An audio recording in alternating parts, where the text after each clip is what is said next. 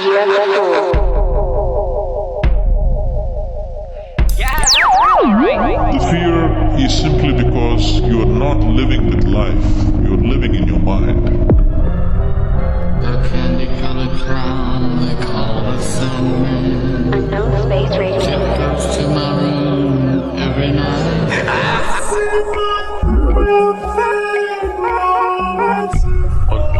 Unknown Space Radio.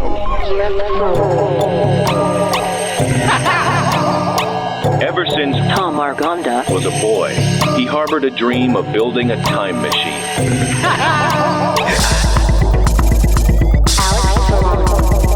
Who lives in a vast universe on a small wet planet? Trying to make you understand my point of view. Tom Argonda. Many times now I know you won't try anything new. I guarantee you feel refreshed if you listen to what I say. It's getting hot in here.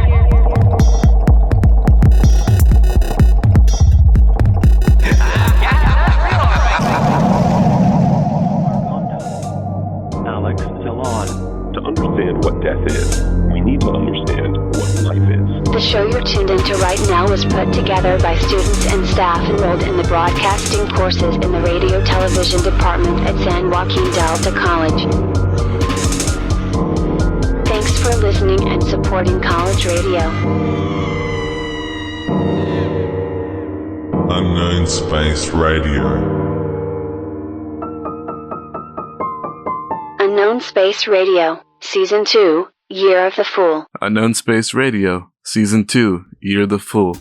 Ultimately, the late night show where we overthink out loud for the audience.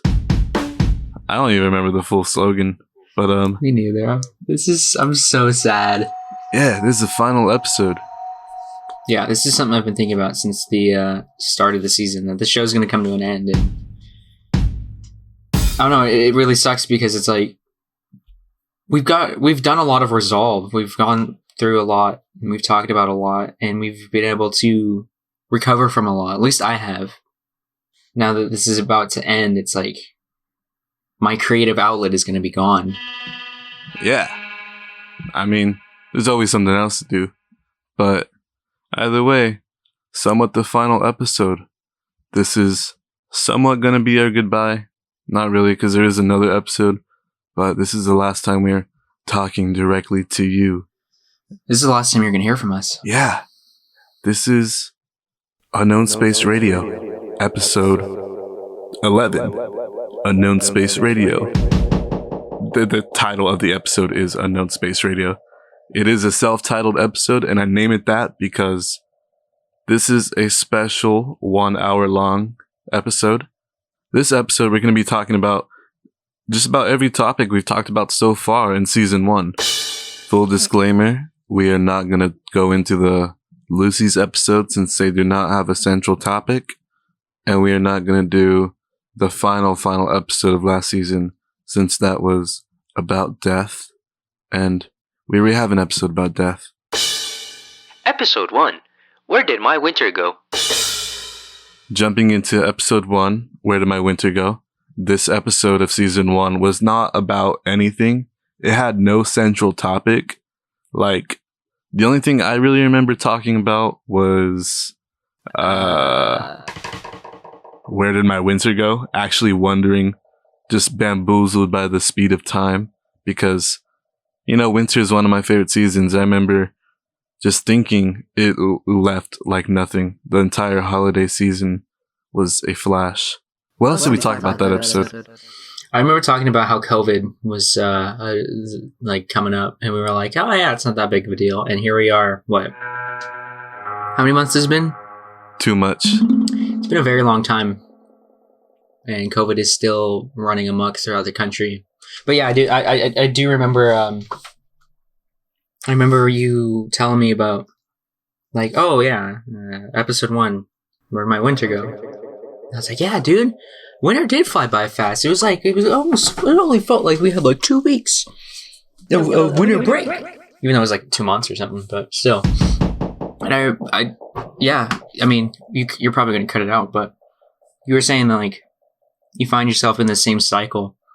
Yeah, dude, as much as like the pandemic has made everything feel like it's slow because we're just at home doing nothing, it's also felt like it's gone by super fast, especially October. Yeah. See, yeah, just restating myself because I cut that part out. I said I'm on track to repeating that same cycle as the first episode, where time is just flying way too fast. And October is perhaps one of my favorite months because Halloween and just the shift in season as well. It's just really nice. And it's, even though we had 100-degree weather halfway through the month. But that last week when it started getting colder had me over here like, you know? But aside from nice weather, yeah, I'm on track to repeating that. October left so fast, and it's got me worried about November and December. Even though November isn't like, November's whatever, not too much is happening. But I'm on track to repeating that same cycle and does not feel good.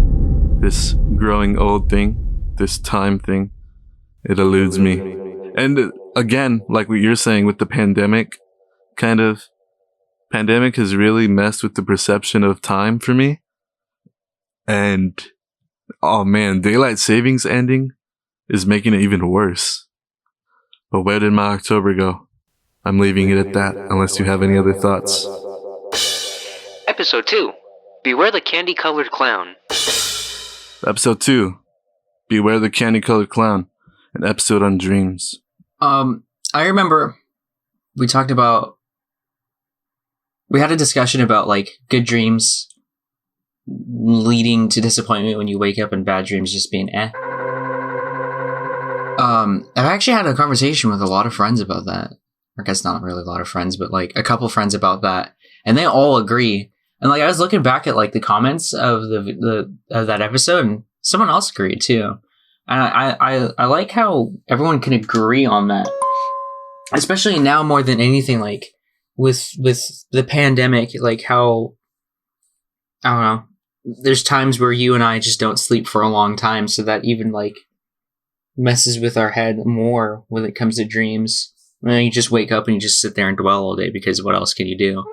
But I've been getting a lot more of those types of dreams where I wake up and just like truly disappointed. Yeah, you know, it's crazy that you say that because I've been thinking, and I didn't even have a topic for this, but now that you said it, it's like, because I've had a lot of those dreams recently where it's like, I wake up and it's this super depressing reality when I just woke up from this really nice one. It's crazy how we're able to like, I don't know, sort of manifest stuff into our dreams. Cause there was this week where I was just thinking of this. We manifest our dreams in our dreams. Yeah. Like I had this one week where I was just had this thing on my mind the whole week. And it's like, constantly I was having dreams about that thing. And it was really nice. It's all that I dream about now. It's just crazy that I did that. And it's also crazy because you're talking about how like a bunch of friends are able to relate to that like experience. And that's just really cool because it's like, like a lot of the point of the show was kind of finding people relate with other people. Yeah, that exist in that same field. And that's just like a lot of these deeper thoughts, a lot of these thoughts that we don't really, share out loud. It's crazy how subjective they are. At the same time, it's like we all exist in that same field. Because me having all those dreams, it seems like, it's so subjective that I could hardly imagine anybody else feeling that way. But we're also tied within this human experience that it's so, I don't know, it's beautiful. It's really cool. So in that episode, the episode about dreams, we discussed like the whole phenomenon of dreams, and we were discussing if they're even significant to any facet. You remember that? Yeah. I'm not sure what we agreed on, but I think I was somewhat indifferent, and you definitely think they mean stuff. No, I've just been thinking. I think I've finally come to a conclusion because, I don't know, just looking at all of my dreams, kind of contrasting them, I have a lot of stupid dreams. But do you ever just wake up from a certain dream? Because, I mean, there's dreams I have that are just maybe, I don't know, man, there's a Pegasus or something. It's just some stupid fantasy stuff like that. But, you know, every once in a while, there's that dream that you wake up from and it's just, this definitely means something. This definitely is something I gotta sort of act on. Find within yourself, I suppose. You know those kind of dreams? I can't think of any, like, that I've had recently. I mean, like I was saying in the other recording that, like, I've had a dream where I was like, I wish this came to life and I will try to make it happen, but I don't know if that's, like, the same thing. Or if you mean more of, like a destiny kind of thing. Sort of, like, specifically those dreams that really stick with you when you wake up. Like, as opposed to something that's just like, I don't know, maybe you have superpowers and you're destroying a bunch of stuff. But it's like, maybe there's another dream where you're just talking to ghosts or something. And ghosts of people from your past or something like that. See, I don't really have, like, fantasy dreams like that. I have more dreams of, like, stuff that could be real that I would like to see be real. Yeah. I mean, as opposed to, wait, like, you don't have, like, dreams where you just have, like, superpowers? Or fighting zombies or anything? I just don't really get those anymore now. Oh. Maybe you just grew up. No, but I've come to the conclusion they do mean stuff sometimes, I suppose. We're going to take a short PSA break, but we'll be back here on Delta College Radio 93.5 KWDC. If you came across someone struggling with hunger, how would you recognize them? By their clothes? Their age? The way they speak? Would you notice an 8-year-old girl who's not excited for summer break because she may not be having lunch again until September? Or a single father of 2 who works 3 part-time jobs and still can't put enough food on the table? Or maybe a mother who cleans offices at night, hoping to find meeting leftovers to take home to her hungry family?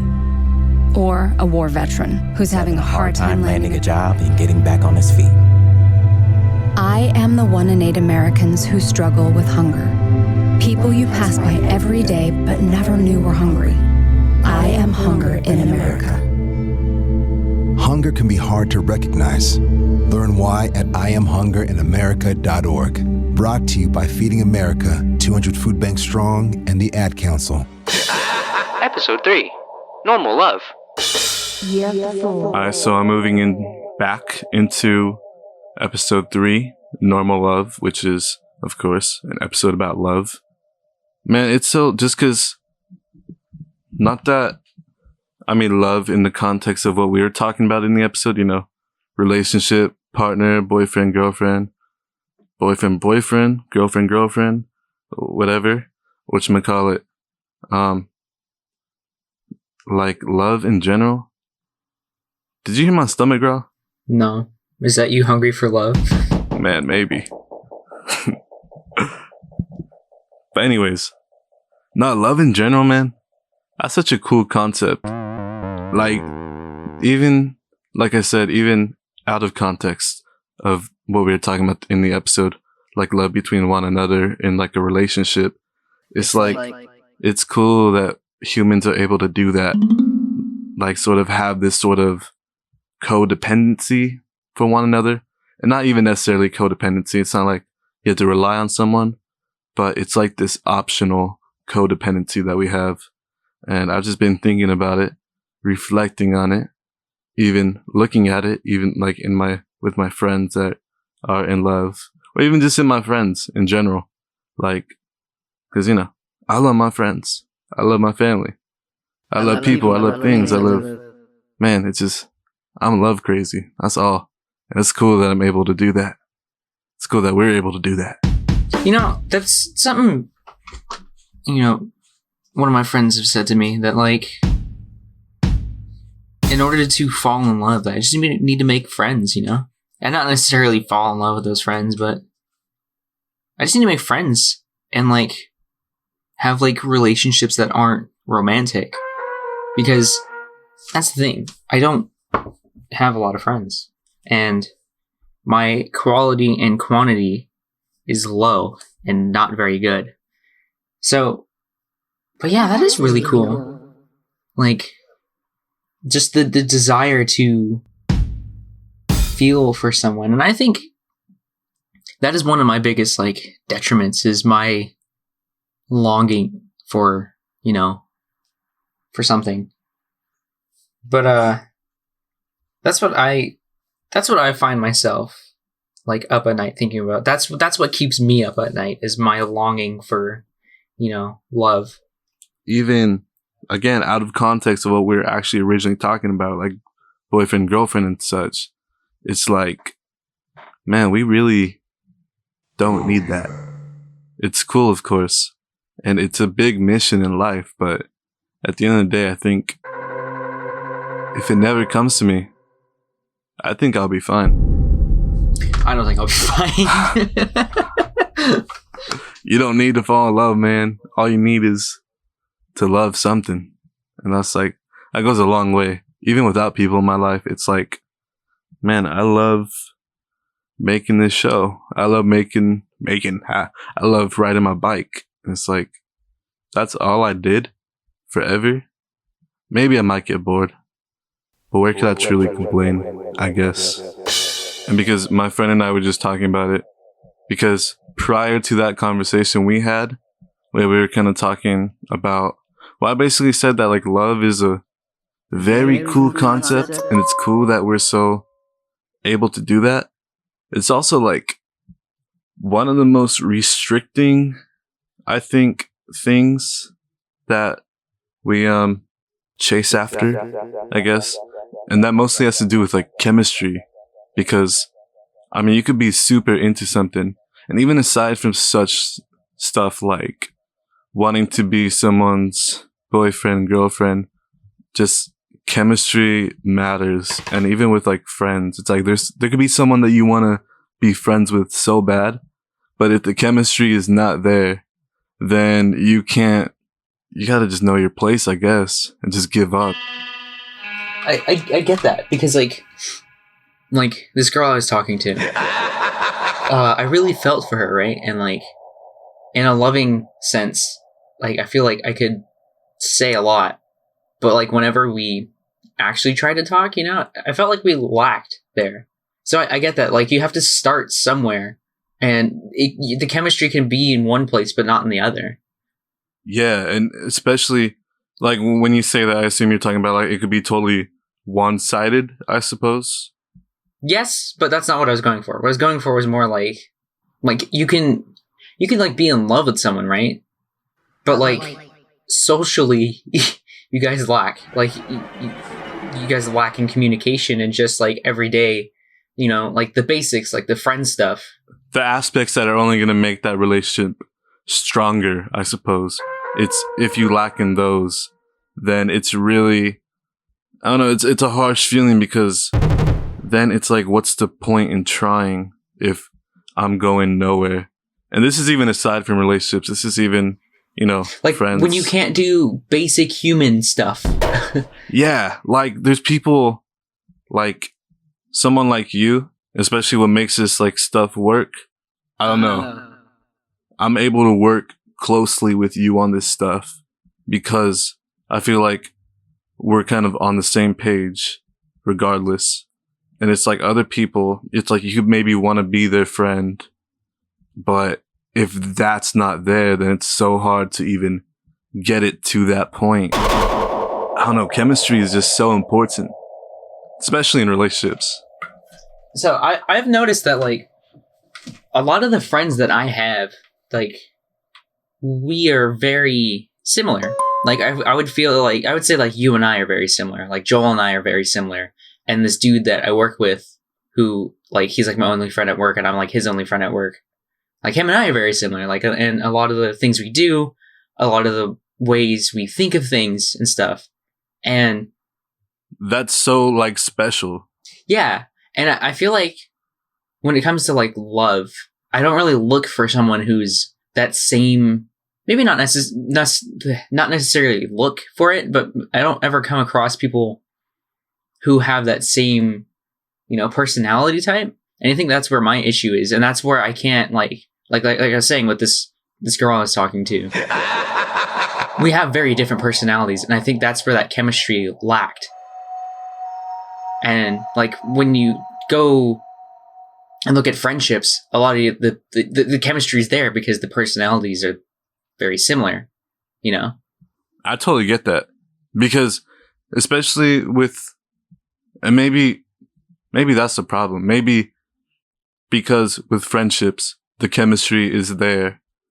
And maybe what you gotta look for in a girl first, and this is not just you, this is anybody, like, this is anybody listening to this. What you gotta look for in a person isn't a girlfriend, boyfriend, whatever. I think you gotta first and foremost look for a friend in them.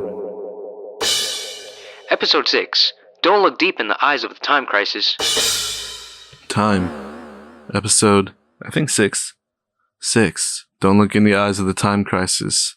This was the first episode we did away from the studio, actually. Yeah. Episode 7, in our conversation of that, which we recorded before the time one, you were telling me about how you just feel like you're in the same cycle of kind of monotony, which that's something I was trying to touch on in The Longest Night. And, because, you know, I had that 1 week where I was just kind of awake, not sleeping for like 6 days, doing work nonstop. And that's like that week, it truly hit me that, you know, going outside to hang with my friends, calling them up after school, going to their house after school, and just doing just my youth in general. It's gone. And I'm like just about in that cycle where it's gonna be just constantly working. And I don't even mean just like making money. I also just mean doing college and stuff like that. It's like I don't see myself getting a break. And being a nostalgic person, I really wish I could return to those days. And more so now that I'm actually, I don't know, suffering the consequences of, I suppose, because like what you were saying is you feel like you're supposed to live life when you're younger, and past a certain age, it's just kind of this routine, I suppose. It's like, wow, I've never really lived that much, and I don't see myself doing much living anytime soon. And it's just, I don't know, makes me think, when are those days coming back? But maybe it's all behind me. Tom, that hit way harder than you could even imagine. I mean, makes you think, right? Especially, it's exactly what you're talking about. You're just, there's no time machine, man. Time machine's not working. Yesterday I went to the gym, right? Because I didn't work yesterday, but I went to just go work out, and like, I didn't want to work out because I was just talking to my coworkers, and I was like, I haven't had a conversation like this or with people in general, and I don't know how long. I miss hanging out with people. I miss just like chilling, just to chill. Yo, for real. And especially, oh man, it's just because I think about my friends a lot. Specifically, like 2 of my best friends that no longer even live here anymore. They live all the way in Colorado. And it's like, you know, they're like 2 of my best friends, and it's, my days with them are kind of gone, and we have to just enjoy these little breaks we get, like Christmas break or whatever. When they come home. And it's, yeah, and it's like, oh man, I don't think I could talk about that. I just want to talk about like the concept of time, really. Because I mean, first and foremost, we know by now, it's a very odd concept. And it's like, because going back to talking about those nights where I was just like up for like 6 days in a row, it's like once I eliminated sleep from the picture, I had no concept of time whatsoever. And that just reminds me of like, are you familiar with Watchmen? Yes. The character Dr. Manhattan. Yes. How he doesn't even have a concept of time. It's just he lives life in one very long moment. And man, I felt like that for that like entire week. And it's funny because, I mean, yeah, when you look at time like that, we really are just living in one very long moment. I was watching something, and I don't remember what it was. I think it was like I remember it was The Selection. It's a show about like civilians who go into like Navy SEAL training, right? And one thing they talked about is like the building of routines. And once you start to take away that routine, like the human mind starts to like freak out. So typically our routine would be like sleeping or eating or something to like establish that eternal clock. But like I said, as soon as you take that away, you really start to freak out because there's nothing concrete anymore. But no, like truthfully, because that really is true. Because I mean, this doesn't sound stupid, but when I was up for those 6 days without sleep, and because usually on a normal day, I have a normal concept of when I should eat breakfast, I should eat dinner, and I should eat, I don't know, whatever else, lunch, I guess. It's like even that was gone, and I was kind of, I don't know, doing it whenever it felt because there wasn't a concept of time. So it felt like I was just kind of doing it at a random point in this very long moment. But like, when I said it doesn't sound stupid, it really did feel like I had a third eye open. And I mean, yeah, that sounds ridiculous, but weren't you saying that like when you stayed up that week, like you were really creative too? Yeah, definitely. Like didn't you say when you started to like get sleeping in a routine that you lost your sense of creativity? Yeah. Can you describe what that third eye sees? What it sees? Or what it's like to look through the third eye? Oh man, it's like red becomes purple, I guess. Episode 7, Under the Skull-Shaped Moon. So, moving into episode 7, Under the Skull-Shaped Moon, which for people that don't remember, it is about reality. It is questioning our reality, noticing time as maybe a simulation. And I've been thinking, man, time as a simulation. I mean, reality is a simulation. Ah, man, I'm fumbling on my words. But no, I've just been thinking, if reality was a simulation, that'd be really cool. But at the same time, it's like, as you grow up, it's just like, oh man, there's nothing deeper to reality except like, this entire thing is run by like a circle of pedophiles. Like, I wish reality secrets were something more than just like, we're run by a small circle of really horrible people. With money. With money. Like, can we live in a simulation? Can we live on a flower like in Horton Hears a Who? But no, it's just a bunch of people killing each other for money, dude.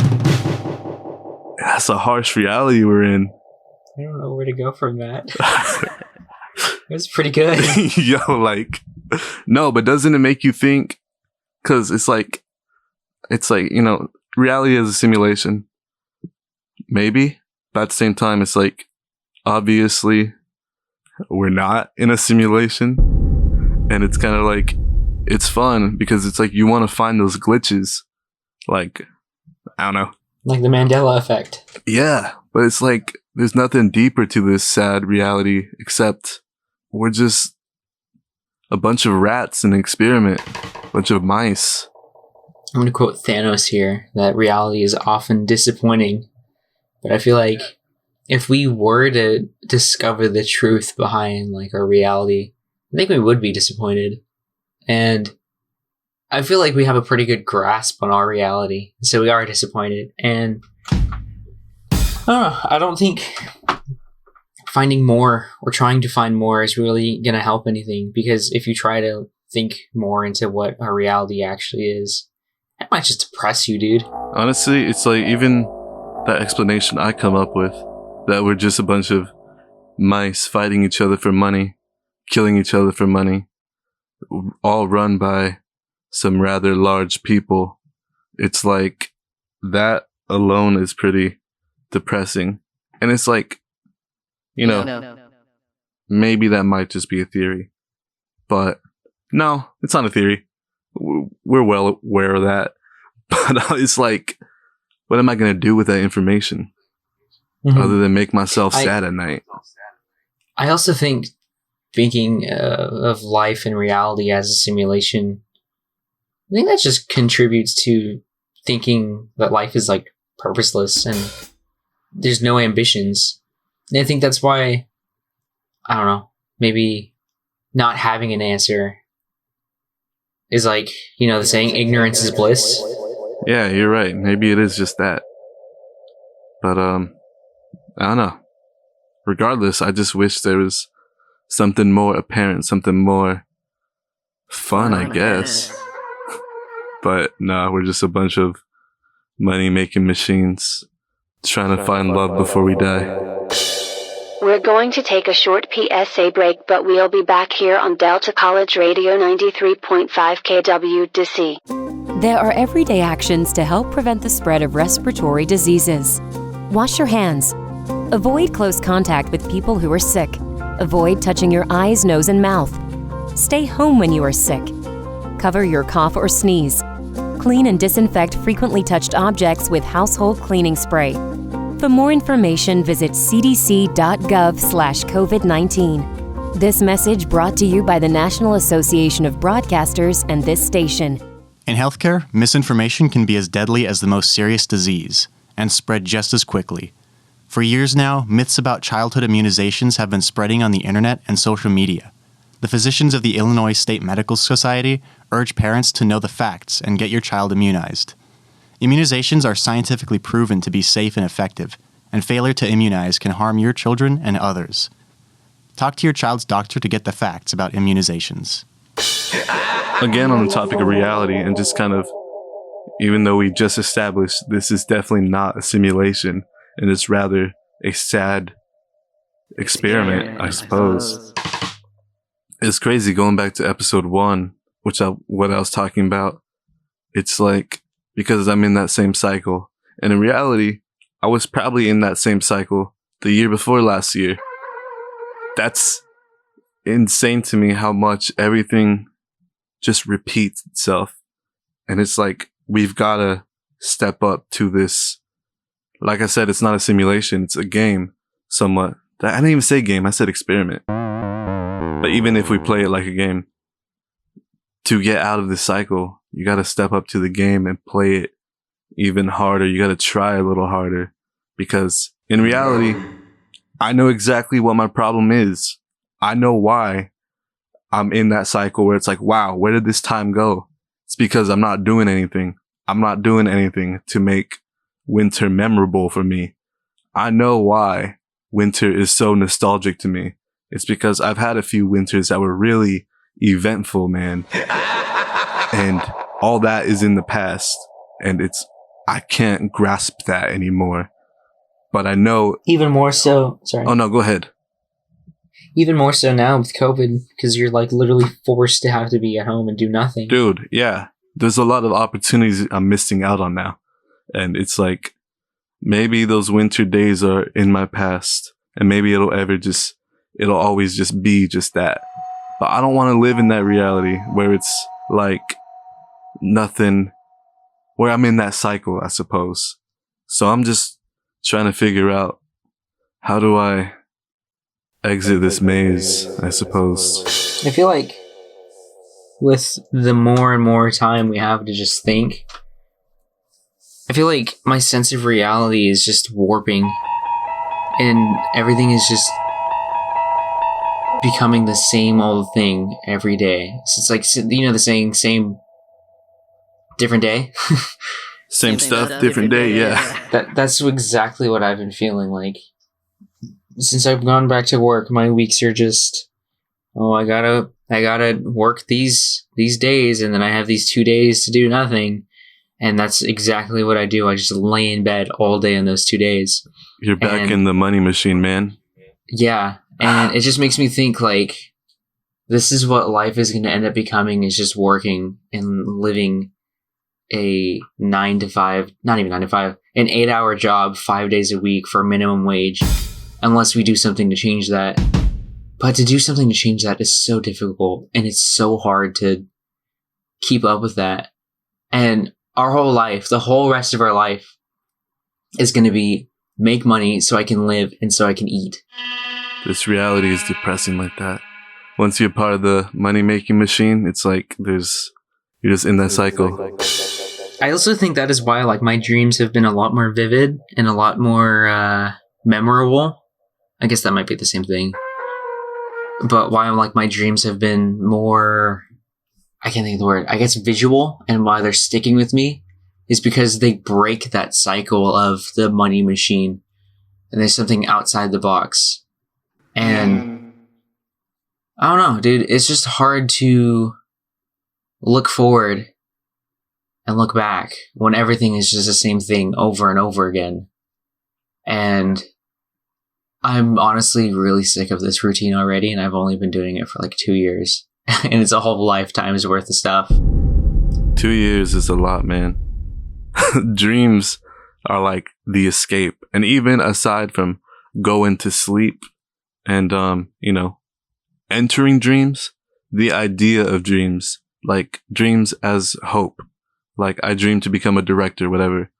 It's literally an escape because it's something to look forward to. Even before you go to sleep, you look forward to having dreams, good dreams at that. And when you're doing these tasks in life, you have your dreams to look forward to, hoping that everything you're doing is gonna hopefully build into that. But again, I don't remember what episode we said it was. I think it was in Perfect Road Theory. When do you give up?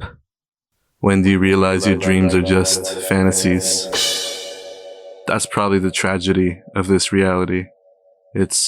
We have to put so much care until there's nothing really human left of us. And when I mean care, I mean kind of, not even care, but just time, I guess. Time into making money, becoming something. Once you're in that cycle, it's just, you become less human. And that's where I find myself, I guess, right now. And that's like what it sounds like you find yourself, becoming less and less human. Episode 8, The Savior and the Corruptor. Episode 8, The Savior and the Corruptor. This is an episode on media. And speaking of media, we were just in the midst of an election, and I suppose it's in that time more than ever that I realize how media is so apparent, I suppose, and just beginning to realize more and more its flaws, which are so obvious. But at the same time, it's like so hard to blame people for their media consumption because what else is there to do right now? Yeah. Even aside from in a pandemic, just in industrialized society, media is just the forefront of everything. It's our communication. It's our pastimes. It's our passion. I mean, ain't that what we're doing right now? Creating media? I mean, I guess that's my major. I mean, look at most, like, children nowadays. Like, the way people raise their children, they just put them in front of the TV to calm them down. For real. So it starts at such a young age. Yeah, my friend and I were talking about that. And it's because, like, I don't know, because you know how a lot of, like, old heads or people our age kind of always tend to look down on people younger than us? Because maybe, I don't know, 1 second they're judging them for having a TikTok. Another, they're judging them for playing Fortnite or something. But it's so... I do. Yeah, but it's so hard to blame, like, kids for this because there is that new Western form of bringing up a child, putting them in front of a TV, putting them giving them a phone from like a stupid early age. And I don't even blame like the parents, but just again, industrialized society. I blame the overlords, I suppose. In the last episode, I talked about my distaste for social media because of like, I think it was about like voting or something. I didn't really see that too much. What I complained about in that episode, I didn't really see that too much with this election. And I don't know if it was because like everyone outright knew one side and outright knew that we need to go for one side. I mean, there wasn't that many options this time. It's like either GOP, GNC, but media-wise, it's like, I mean, obviously you're either voting red or blue in this election, but it's like, I don't know, because just a lot of the main forms of media, I suppose, is with like political elections and stuff. What are the main? CNN, Fox News, whatever. Because those are the main ones, it's like, of course, people are going to either vote red or blue. But at the same time, it's like you're getting this information from people who are paid to have these opinions. Yeah, about one side and the other. Yeah, and the people that own those people are the same people who maybe control Senate and stuff like that. So, I mean, it's very much still flawed in that way. We're going to take a short PSA break, but we'll be back here on Delta College Radio 93.5 KWDC. There are everyday actions to help prevent the spread of respiratory diseases. Wash your hands. Avoid close contact with people who are sick. Avoid touching your eyes, nose, and mouth. Stay home when you are sick. Cover your cough or sneeze. Clean and disinfect frequently touched objects with household cleaning spray. For more information, visit cdc.gov/COVID-19. This message brought to you by the National Association of Broadcasters and this station. Struggling with mental health? Do you feel inadequate of experiencing a fulfilling and balanced life? SeizeTheAwkward.org offers a relay of resources for you or any individual enduring emotional pain. Your mental health is a priority for yourself and for the world. To learn more, visit SeizeTheAwkward.org. PSA brought to you by the American Foundation of Suicide Prevention and the Ad Council. Episode 11, Real Death. Episode 9, Real Death, which is the episode on, you guessed it, death. Living. My friend and I were just talking about this because this has happened before, where it's like we're kind of just talking about something stupid, and then eventually it becomes something like kind of more deeper and existential. Because I think I was playing Call of Duty or something, but whatchamacallit, we just started talking about the ability to respawn in real life. Like how maybe if I did have the ability to respawn, you know how many times I would have like kind of killed myself? Stupid. Yeah, like, and I don't even mean like kill myself like, you know, I'm depressed. Done whatever. something that Just would have like, killed you. Yeah, it's like if I could jump off a mountain and know I'm gonna respawn, then I'm gonna do it, and there's gonna be no consequence because I respawn. Like that episode of Family Guy when death stops working. I don't watch Family Guy, but I think I understand it. But whatchamacallit, my friend was talking about like how he personally would fake his death and like, just start over. Yeah. But at the same time, it's like, how can you exactly fake your death if everybody has the ability to respawn? And just talking about that, the ability to respawn, it's like, can you imagine a world where we're not phased by death? No. I can't either. We'd be very reckless. We'd be stupidly reckless. And it's like, what would we be if, aside from reckless, because obviously if we were able to respawn, it'd be fun to maybe jump off a mountain, jump off a cliff, swan dive into a highway, something like that. Touch lava. Touch lava, yeah. But like, because death is this shadow that looms over us our entire lives and kind of points you in a set direction. And what I mean by that is, at the end of our lives, we're all going to die no matter who we are. You know, Richard Ramirez's life ended the same way mine's going to end, with death. Adolf Hitler's life ended the same way as yours. As yours is gonna. Are you calling me a Nazi? No, it's just like, no matter who we are, it's this thing that's gonna happen to us. And a lot of what we do in our normal life is kind of become something before that.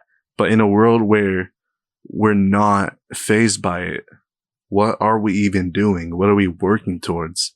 Is what I'm wondering. Like, is there even a legacy that we gotta worry about? Is there even, would we even worry about love?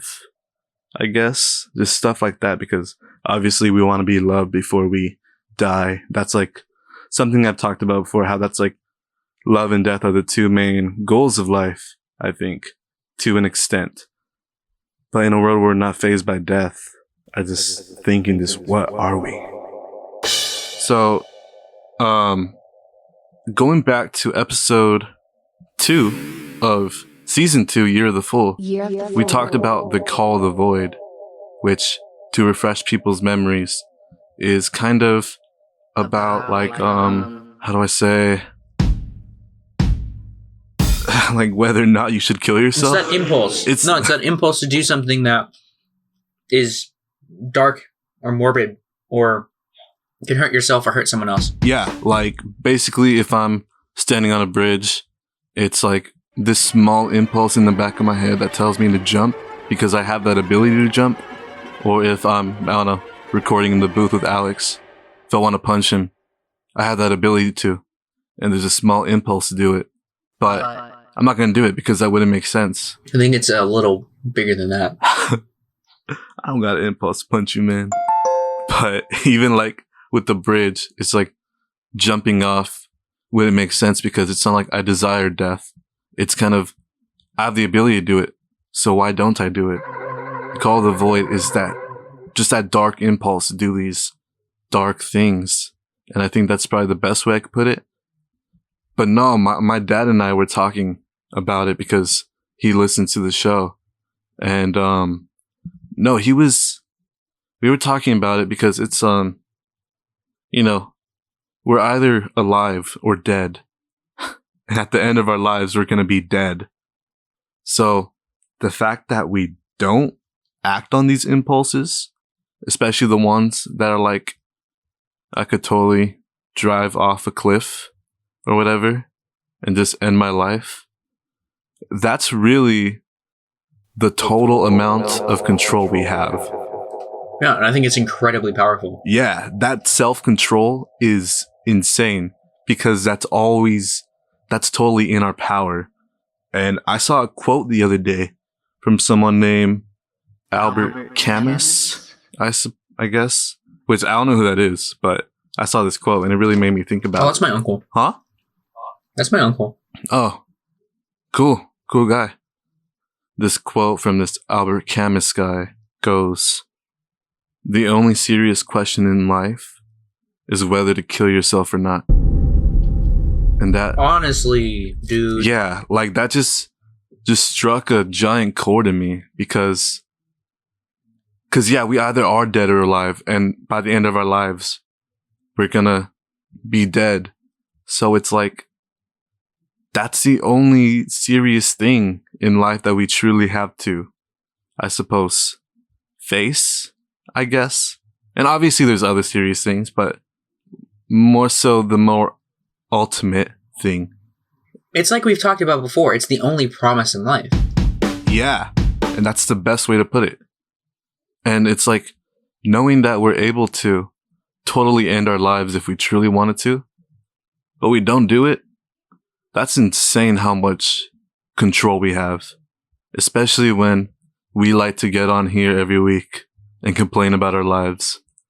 Insane amount of control.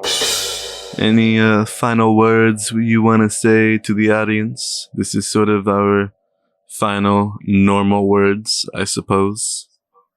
I just want to say to anyone who's listening now, anyone who's listened in the past, thank you for your support and either staying up late to listen to this or taking the time to go back and watch and listen on YouTube, because like I was saying, this has really been therapeutic for us. And a lot of the stuff that we've talked about, I have either never talked to about anyone or to start over.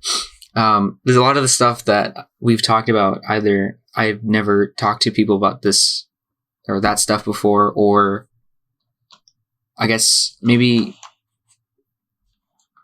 there are a lot of personal topics and a lot of hardship that I've gone through, and I don't think I've ever... It's a finale, not a funeral, dude.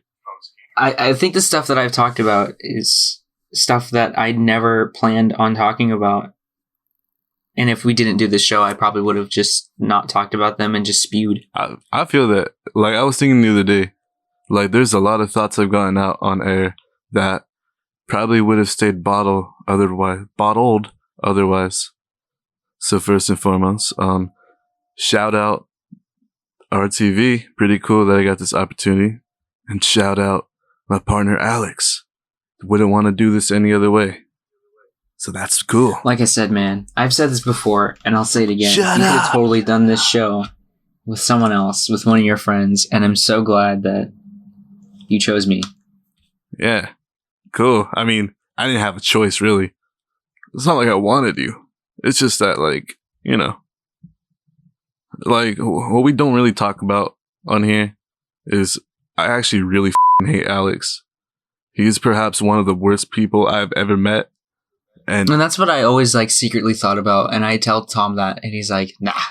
So I'm glad he's finally getting it out now. Yeah. You know, that's like, this is what the show's about. Getting, like, thoughts out that would have, you know, stayed bottled otherwise. So I just gotta say, good night, Stockton, and you, Alex. No, but for real, let me just see, let's restate our goal. Our goal has always been to talk about stuff that bothers us or has bothered us or stuff that we've gone through in hopes to have something for people to listen to and to relate to and to not feel so alone about. And I've had some conversations with friends who have listened to the show, and I think, I don't know if we did the job that I was hoping for, but we did accomplish that at least a little bit. I mean, either way, what we've done is 100% everything I had in my head. And, you know, before I could maybe satisfy somebody else with this show, I gotta satisfy myself. And, you know, I did just that. And that's really cool. And even on top of, like, putting our thoughts out there for people to realize, oh, they're not alone. They're not ever alone in their thoughts. We're there existing in that same field. My own nihilism gets really annoying to live with. And this show has, like, somewhat, I don't know, basically I'm able to turn that nihilism into hope in this show. I'm able to move forward by looking back. And it's exactly what I'm going to do. Unknown Space Radio Season 2, Year of the Fool, hosted by Tom Arganda and Alex Solon, with word-spoken narration and ad-libs by Spiderside.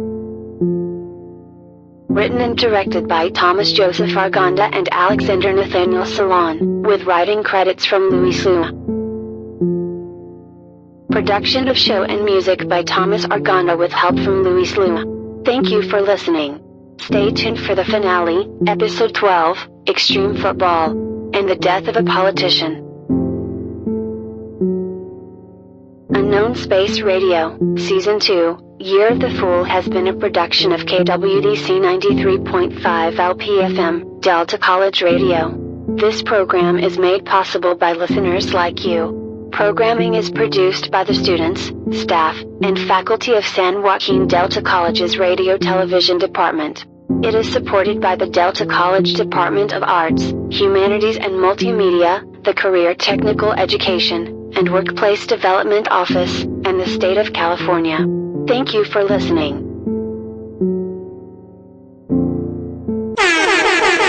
Extended cut. Extended cut. Welcome to the extended cut. What do you do when your mind and heart are conflicted? I've had many moments in my life where my heart and mind were conflicted, and there's been many different things I've done to try and remedy that conflict between my consciousness and unconsciousness, I guess.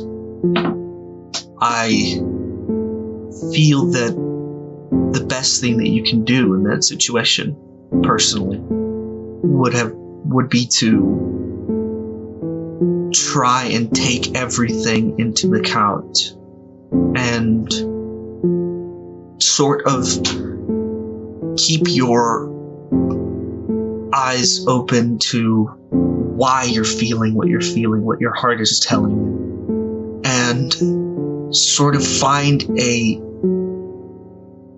answer to your feelings. You have to do a lot of soul searching, I think, and it's tough. It's really tough when you know that your feelings and your mind are at odds with each other. But I feel that those moments define a lot about who a person is, and what they do in that situation ultimately shows a lot about a person's character and what they deem as important or not. I personally try to go with my heart, and sometimes that has hurt me, but most of the times it has been the best thing to strive for. How do you keep moving forward knowing it'll only end in death? I subscribe to the belief that there inherently is no meaning to life apart from what you do while you're alive. I don't believe in an afterlife or a hell or a heaven or purgatory personally. So what drives me is my personal wants and needs and what makes me happy, as opposed to what I feel is necessary or is deemed necessary by others that are given to me. And I feel that it's easier to move forward when you have to move forward for yourself, not for anybody else. And when the day comes that you do die, if you have done the utmost of your ability to do what you wanted for yourself, then you've lived a life worth living, I think. Episode 4. I Crave Your Continuity, an ode to Nathaniel Joseph. Episode 4. I Crave Your Continuity, an ode to Nathaniel Joseph. If anyone remembers this episode, this was a storytelling episode, so it was really overproduced and follows a story about this character. I don't remember Nathaniel Joseph. That was his name. Basically, this beam of hope whose life went to crap when everything around him just started to collapse. And essentially, this is kind of a story about external forces just controlling your destiny.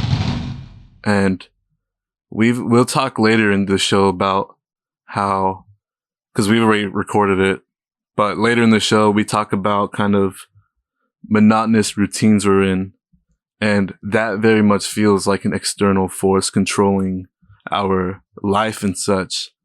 And my biggest question here is, man, when do we take control? Because you and I will both agree that we both feel like, I mean, you could disagree, but don't you feel like you're doing all this for not necessarily yourself? Yeah, and this is something we'd actually end up talking about later in the episode, or during this episode. And my question is just, when do we take control? When do we... I don't know, because what I'm moving into right now, I'm not even sure if everything I do on a regular basis to even keep myself above ground, I guess. It feels like a lot of it's not even for myself. When do you think we take control? I speak on my behalf on this, but I feel like I am in control, but I choose to let everything else control everything for me, if that makes any sense. Like I don't have to go to school. No, later in the episode, I talk about how I feel like I'm only going to school for my family, but I don't have to go to school for them. I can say I don't want to, and even though they would be unhappy about it, I don't have to. So I feel like I'm in control, but I let external factors still sway you in the direction that you don't necessarily would like to go in, I suppose. Yeah. And I don't know if that's out of something out of laziness, or if that's out of just not knowing okay, I have all this power. What am I going to do with it? But I feel like now more than ever is where I'm actually starting to take control again, because, we talked about wanting to go into EMT school and not going to regular school anymore, doing something more technical. And this is kind of unrelated, but it's doing stuff that I actually want to do now, Yeah, no, I think that answers my question, because my question, I think, if I remember right, it's when do we take control? And because you answered my question, I suppose to sum up your answer, it's when you've had enough. For Ode to Nathaniel Joseph, I want to talk about the creation of that one. I think it was that one. It might have been this one. I remember us in the booth screaming our heads off. And we were in that one room that was connected to the other room where you could see each other. And I remember just looking over, just thinking if these guys could hear us or could hear us, they're going to think we're psychos. Remember you were chanting something and you wanted me to chant it with you. And I was sitting in a chair and I was bouncing up and down on the chair, slamming on the armrests. And that was so fun. Episode 9, An Encounter with an Unknown Soldier. The Encounter with the Unknown Soldier, Episode 9. This one, of all episodes, kind of holds a special place in my heart, because I'm not going to go too much into the, meaning of it, I suppose. But also, I just want to talk about this one. I want to talk about just creativity in general. Because this, making the Encounter with the Unknown Soldier, that's something I had been working on. Even long before we started, working closer together. And it's just, because that came at a really horrible time in my life. Admittingly, I'm not going to go too much in detail, but I did lose a little brother around that time.